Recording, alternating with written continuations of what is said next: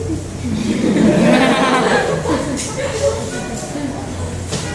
selamat pagi. Pagi, Pak. Ya, pada pagi hari ini kita akan melanjutkan pembelajaran kita. Namun sebelumnya, semua sehat-sehat? Kalau baik, ada kabar tentang silah. Sebelum kita laksanakan pembelajaran kita pada hari ini, ada baiknya kita berdua. Pada hari ini, Bapak minta kesediaan dari Cynthia untuk berdoa yang berdua. Kita mulai dengan berdoa.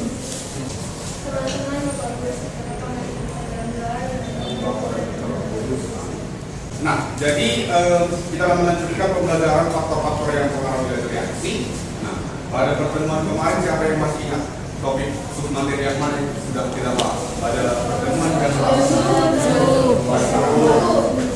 Ya, silakan Loren. Jadi yang kita bahas minggu lalu itu faktor-faktor mempengaruhi dari reaksi itu yang suhu dan konsentrasi. Kalau suhu itu semakin tinggi suhunya, maka laju reaksi yang terjadi akan semakin cepat. Dan sebaliknya, semakin rendah suhunya, laju reaksi yang terjadi maka semakin lambat. Dan juga konsentrasi, semakin tinggi konsentrasinya, maka laju reaksi atau reaksi yang terjadi semakin cepat. Sebaliknya juga, semakin rendah konsentrasinya, maka laju reaksi yang terjadi akan semakin lambat. Oke, baik, teman. Nah, sebelum kita bahas ke faktor yang akan mempengaruhi dari reaksi selanjutnya, coba perhatikan gambar ini. Siapa yang tahu kenapa 1000 kali ini bakar dengan sensasi lain? Ya, silakan ini dari berdiri. Ya, nanti bisa ditambahkan oleh siapa tadi. Silakan dari Karena luas konsentrasi dari kayu lebih kecil daripada kayu yang baik, itu tangan untuk sini. Tapi ada sedikit yang tidak ya. Mungkin si Ide udah membantu, udah semangat kali di membantu malam, tapi ada sedikit kekeliruan ya. Nah, katanya malah luas permukaan terbuka yang lebih kecil. Ada yang bisa meluruskan kira-kira? Ya, silakan share. Nanti sekalian ya. Silakan Anda. Yang lain diperhatikan. Ya. Kenapa serbuk kayu? Menurut kalian dari hampir 99,9% itu serbuk kayu lebih cepat terbakar? Menurut saya pribadi, kalau cek saya lihat Pak, mengapa serbuk kayu lebih cepat terbakar daripada yang bongkahannya? Karena yang pertama, luas sebaran serbuk kayu itu pasti lebih luas dan sebenarnya anggap lagi cepat dingin, jadi pakaiannya itu lebih kecil, jadi lebih mudah untuk menyebar api itu. Ya, oke, baik, kita lagi untuk sudah sebenarnya dapat tadi ya. Jadi itulah pembelajaran namanya RQL ya, reading to learning. Jadi kita membaca, kita lanjutkan, mengamati, kemudian kita hubungkan dengan pengalaman belajar kita. Itu kita pernah matikan pembakaran serbuk kayu, kemudian ada juga yang membakar cairan. Nah, jadi kita hubungkan nanti dengan materi faktor-faktor yang mempengaruhi dan reaksi. Nah, jadi adapun tujuan pembelajaran kita tentu saja sebelum kita melakukan percobaan ini sebentar ya. Nah, ini perhatikan ya. Ini adalah gambar apa?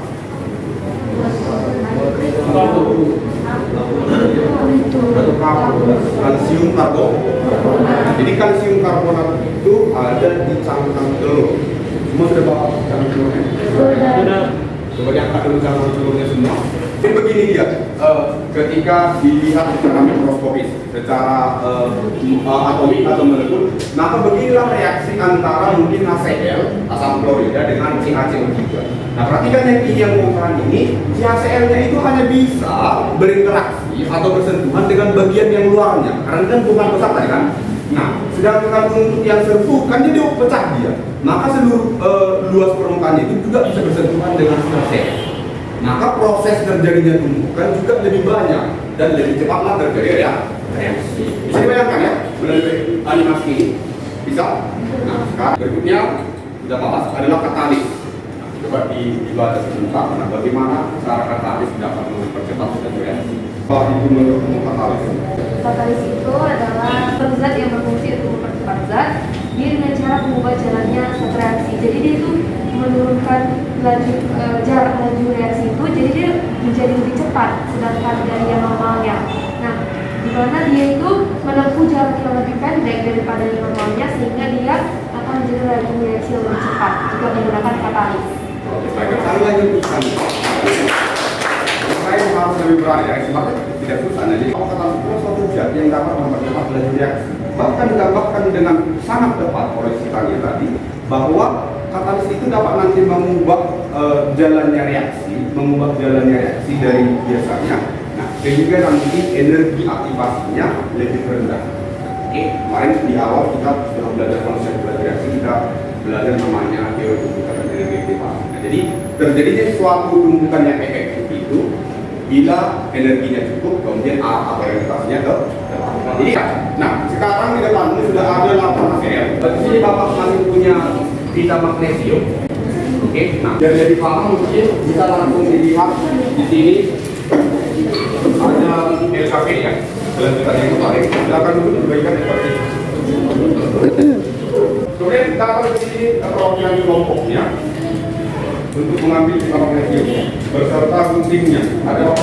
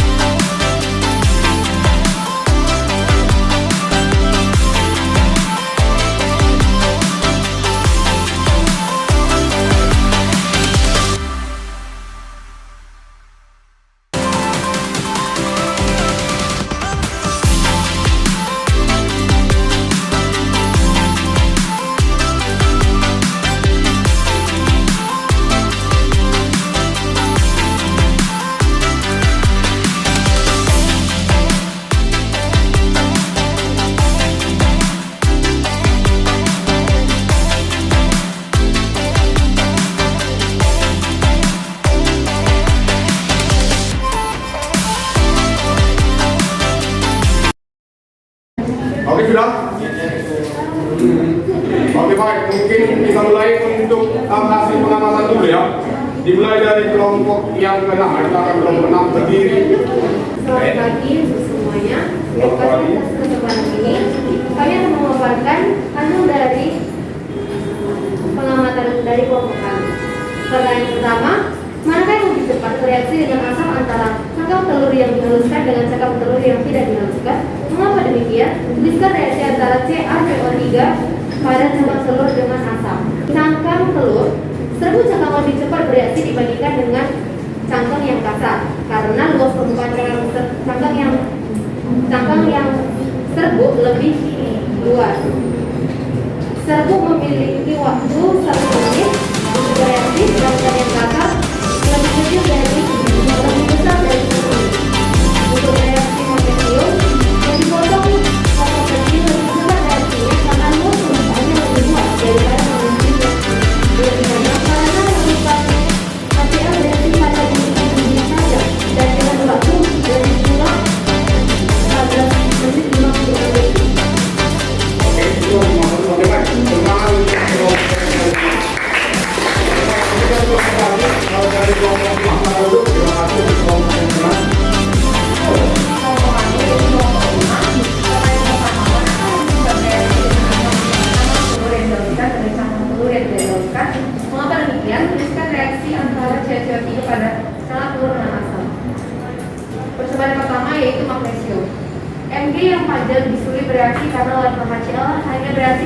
titik MG karena kecilnya luas permukaan membuat media bereaksi kehilangan. Oke, baik. Tentang nanti kita dihubungkan dengan pita magnesium dan batang magnesium ya. Yang tadi kita dengan serupiah. Sekarang mulai dari kelompok yang ketiga. Bagi semuanya, di sini kami akan menyimpulkan dari hasil presentasi kami. Pertama-tama, reaksi yang pertama tadi kami buat, reaksi pada magnesium. Pada ujian magnesium yang tadi, lebih cepat reaksi daripada pita magnesium yang panjang. Dikarenakan luas permukaannya lebih besar. Reaksi magnesium tadi, Mg tambah HCl menghasilkan MgCl2 tambah H2. Dan hasil presentasi yang kedua, pada cangkang telur yang dihaluskan dan cangkang telur yang tidak dihaluskan sama seperti magnesium yang tadi kita buat, lebih cepat reaksi yang dihaluskan dibanding yang tidak dihaluskan karena mempunyai energi aktivasi yang lebih rendah. Reaksinya CaCO3 tambah CH3COO4 menghasilkan CH3COO2 dua kali tambah H2O tambah CO2. Sekian dari presentasi kami. Pertama dulu. Sebelum kita ke teman-teman yang lain, Bapak mau bertanya, yang menurunkan energi aktivasi tadi, kan kita bahas dulu nih, luas permukaan atau katalis? Katalis. Jadi ketika kita mengubah luas permukaan, itu tidak mengubah energi aktivasi. Kita hanya mengubah frekuensi tumbukan yang mungkin terjadi. Oke, nah jadi katalis nanti yang mengubah ya. Jadi kita tidak menambahkan katalis. Oke, pada reaksi magnesium dan reaksi tadi kalsium karbonat. Nanti penjelasannya sudah cukup lengkap, tapi jangan clear ya. Nanti tidak pernah berubah energi aktivasi ketika ditambahkan ketika luas bidang seterusnya diperbesar. Sekarang silakan dibuat kesimpulannya, resumenya antara faktor-faktor yang telah direaksi, luas permukaan dan juga nanti katalis. Nanti kita akan bacakan kesimpulan dan pembicaraan kita pada hari. Jadi kami akan menyimpulkan pada pembelajaran kita pada pertemuan kali ini dari kelompok kami, semakin luas permukaan mempengaruhi pada reaksi.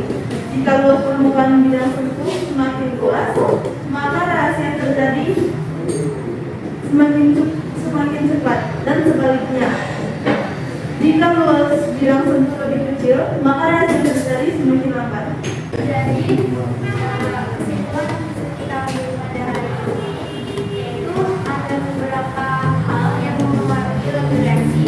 Yang pertama itu jika partikel di bidang itu atau permukaannya lebih kecil, maka akan lambat bereaksi daripada yang memiliki bidang sentuh atau permukaan yang lebih besar. Yang kedua itu adalah katalis. Itu katalis itu menurunkan energi aktivasi sehingga akan mempercepat reaksi. Oke, baik. Tentang kelompok yang pertama. Oke, baik. Untuk kelompok. Oke, itu kesimpulan kita pada pembelajaran hari ini. Nah, untuk melihat pemahaman, Bapak di sini punya soal. Silakan kerjakan secara mandiri.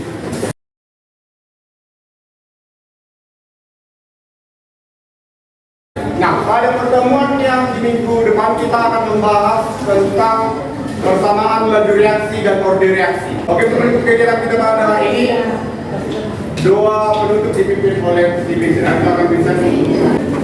Mari kita bersama doa, Putra dan Roh Kudus. Amin.